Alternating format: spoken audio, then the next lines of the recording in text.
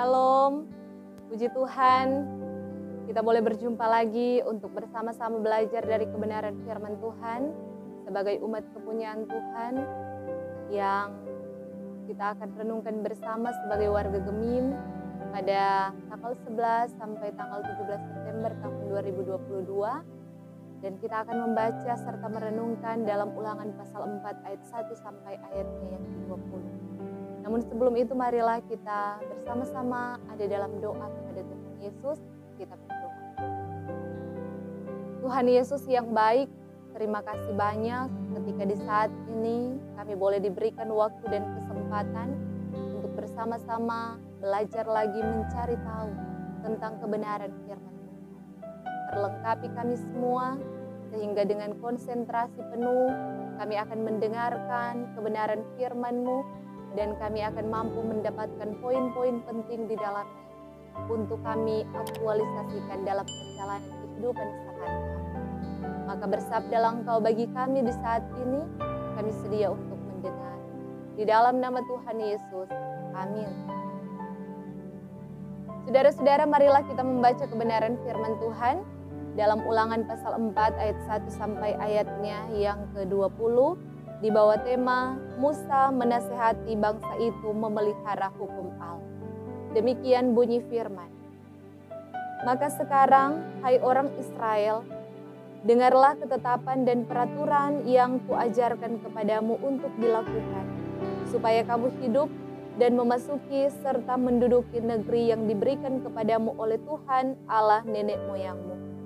Janganlah kamu menambahi apa yang kuperintahkan kepadamu, dan janganlah kamu menguranginya. Dengan demikian, kamu berpegang pada perintah Tuhan Allahmu yang kusampaikan kepadamu.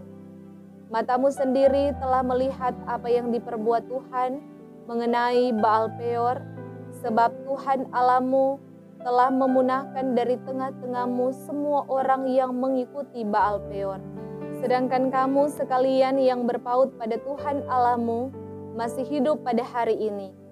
Ingatlah, aku telah mengajarkan ketetapan dan peraturan kepadamu, seperti yang diperintahkan kepadaku oleh Tuhan Allahku, supaya kamu melakukan yang demikian di dalam negeri yang akan kamu masuki untuk mendudukinya. Lakukanlah itu dengan setia, sebab itulah yang akan menjadi kebijaksanaanmu dan akal budimu di mata bangsa-bangsa, yang pada waktu mendengar segala ketetapan ini akan berkata, memang bangsa yang besar ini adalah umat yang bijaksana dan berakal budi. Sebab bangsa besar manakah yang mempunyai Allah yang demikian dekat kepadanya seperti Tuhan Allah kita, setiap kali kita memanggil kepadanya? Dan bangsa besar manakah yang mempunyai ketetapan dan peraturan demikian adil seperti seluruh hukum ini yang kubentangkan kepadamu pada hari ini? Tetapi waspadalah dan berhati-hatilah, supaya jangan engkau melupakan hal-hal yang dilihat oleh matamu sendiri itu, dan supaya jangan semuanya itu hilang dari ingatanmu seumur hidupmu. Beritahukanlah kepada anak-anakmu dan kepada cucu cicitmu semuanya itu, yakni hari itu ketika engkau berdiri di hadapan Tuhan Allahmu di Horeb, waktu Tuhan berfirman kepadaku, suruhlah bangsa itu berkumpul kepadaku, maka aku akan memberi mereka mendengar segala perkataanku, sehingga mereka takut kepadaku selama mereka hidup di muka bumi, dan mengajarkan demikian kepada anak-anak mereka. Lalu kamu mendekat dan berdiri di kaki gunung itu, sedang gunung itu menyala sampai ke pusar langit dalam gelap gulita, awan dan kegelapan. Lalu berfirmanlah Tuhan kepadamu dari tengah-tengah api, suara kata-kata kamu dengar, tetapi suatu rupa tidak kamu lihat, hanya ada suara.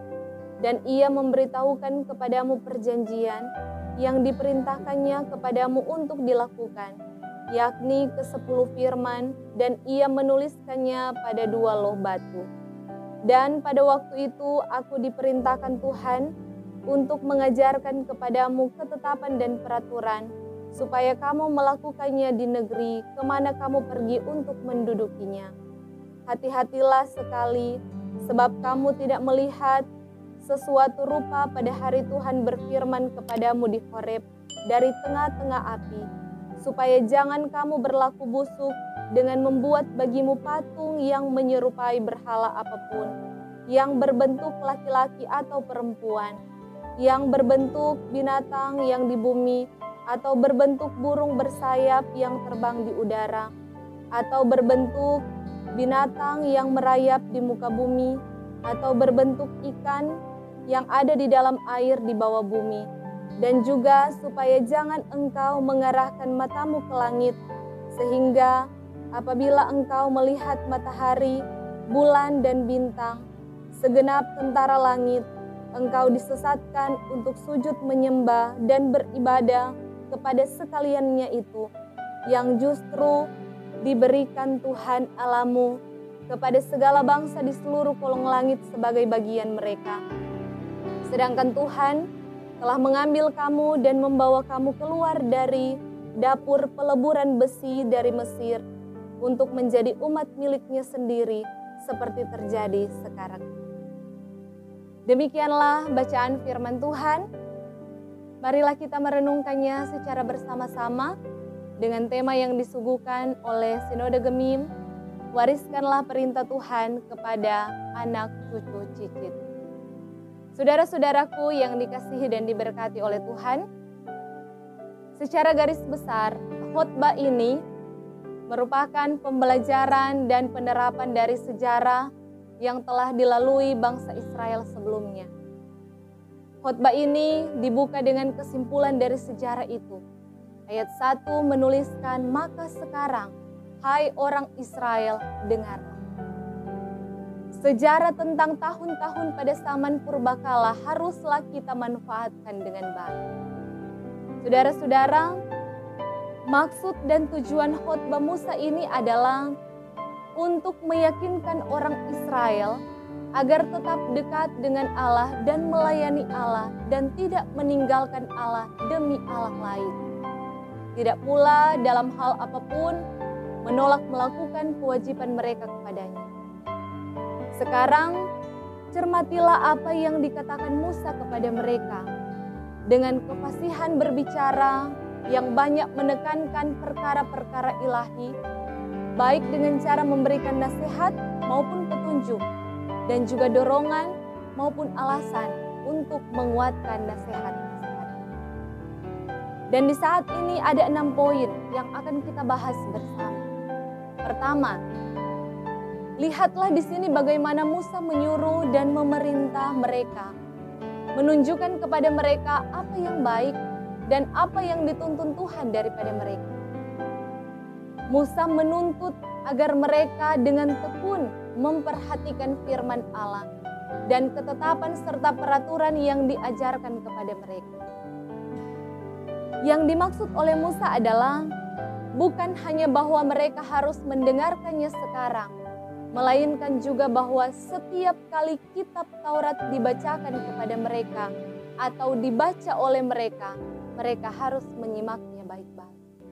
Sebab di dalamnya terkandung perintah-perintah yang agung dari Allah dan hal-hal yang penting menyangkut jiwa sendiri dan yang karena itu menuntut umat untuk memberikan perhatian yang sungguh-sungguh.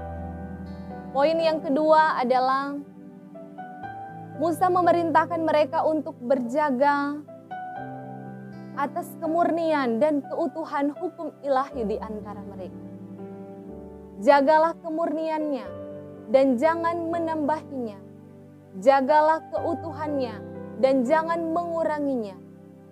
Jangan menambahi dan menguranginya dalam perbuatan demikian menurut sebagian penafsir.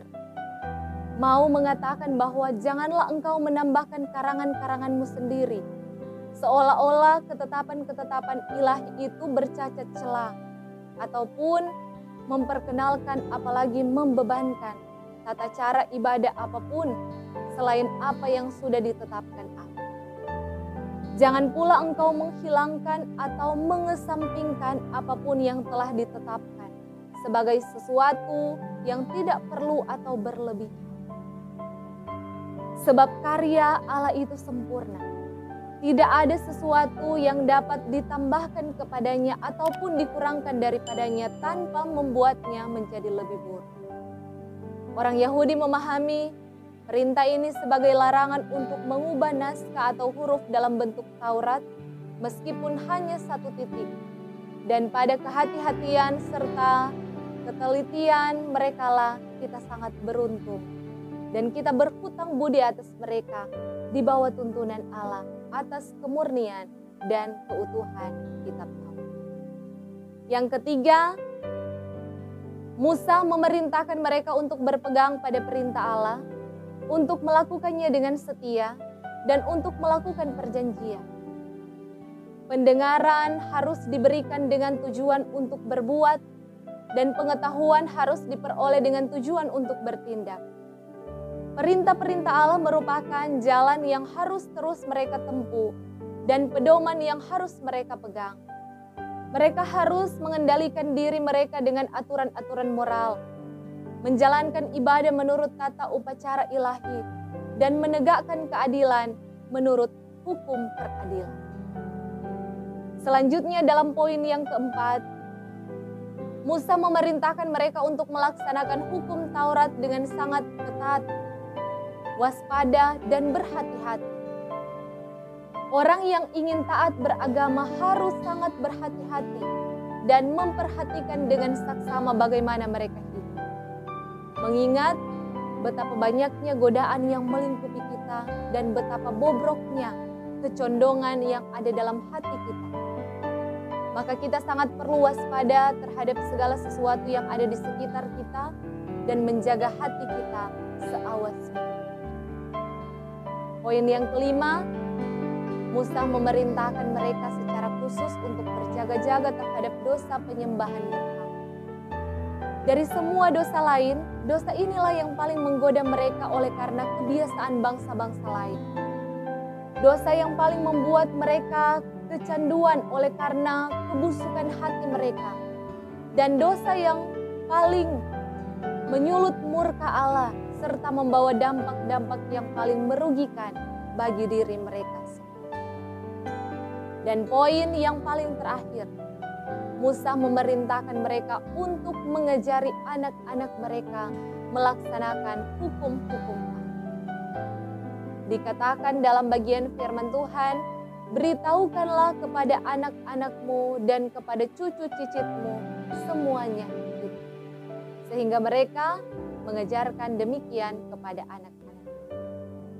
Nah, saudara-saudara yang dikasihi dan diberkati oleh Tuhan, melalui perenungan firman Tuhan di saat ini, mau mengingatkan kepada kita untuk harus diberikan perhatian secara umum untuk menjaga warisan agama di antara kita, dan untuk meneruskan pengetahuan tentang Allah dan penyembahan terhadapnya kepada keturunan yang akan datang. Kita perkenalkan kepada anak cucu cicit kita siapa itu Tuhan dan apa peran Tuhan dalam kehidupan kita. Sebab kerajaan Allah di dalam Israel dirancang untuk berlangsung selama-lamanya. Kalau saja mereka tidak kehilangan hak istimewa itu karena perbuatan mereka sendiri. Dan Allah yang disembah oleh bangsa Israel adalah Allah yang kita sembah. Dan Allah kita tidak pernah berubah dulu, sekarang, sampai selama-lamanya. Kita pun sebagai orang tua dihentar agar supaya kita semua terus memberi perhatian secara khusus untuk mengajari anak-anak kita dalam tumbuh kembang mereka, ada dalam pengenalan akan Tuhan, takut akan Tuhan, mengandalkan Tuhan dalam segala hal, mendidik mereka untuk menjalankan semua perintah Tuhan. Sebab perintah Tuhan yang terdapat dalam Alkitab juga mau mengarahkan anak-anak untuk hidup menjadi anak-anak yang dengar-dengaran terhadap orang tua. Anak-anak yang akan menikmati hari depan yang indah dan cerah di dalam Tuhan.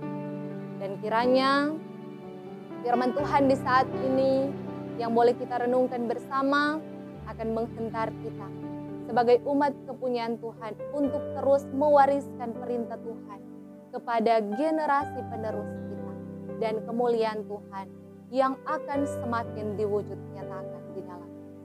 Tuhan berkati kita semua, Terpujilah nama Tuhan. Amin.